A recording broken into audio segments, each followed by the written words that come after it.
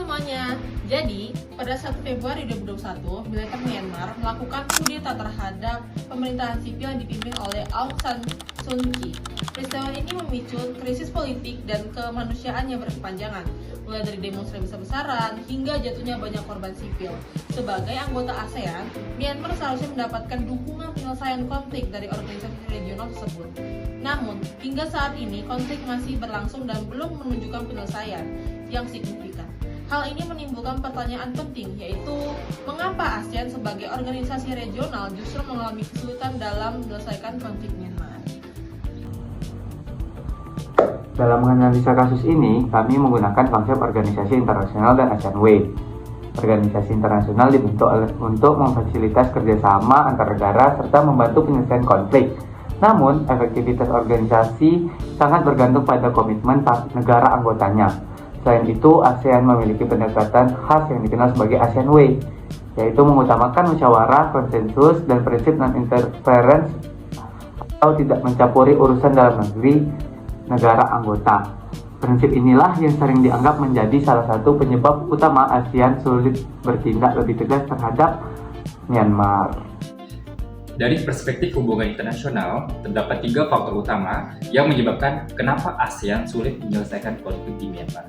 Yang pertama, adanya prinsip non-interference, yaitu membatasi kemampuan ASEAN untuk memberikan tekanan langsung kepada junta militer. Yang kedua, yaitu 5-point consensus yang disepakati pada tahun 2021 tidak memiliki mekanisme sanksi yang kuat sehingga implementasinya kurang efektif. Yang ketiga, adanya perbedaan sikap antar negara anggota ASEAN yang membuat respon organisasi menjadi tidak sepenuhnya solid. Konflik Myanmar ini secara tidak langsung memberikan dampak bagi Indonesia. Yang pertama, konflik ini menjadi tantangan bagi kepemimpinan Indonesia di ASEAN untuk terus mendorong penyelesaian konflik. Yang kedua, konflik yang berkepanjangan akan mengganggu stabilitas di kawasan Asia Tenggara.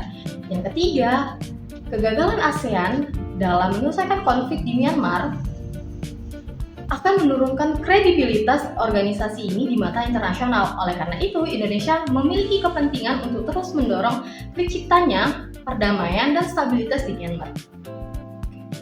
Untuk meningkatkan efektivitas ASEAN, terdapat beberapa langkah yang dapat dilakukan.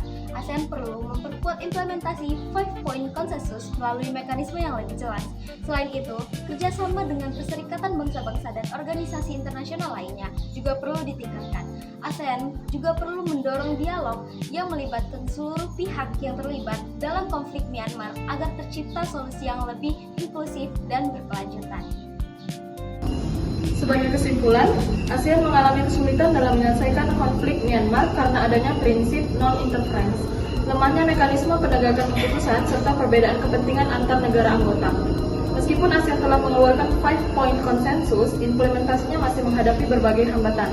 Oleh karena itu, ASEAN perlu memperkuat kapasitas kelembagaannya agar dapat merespon konflik regional secara lebih efektif di masa depan.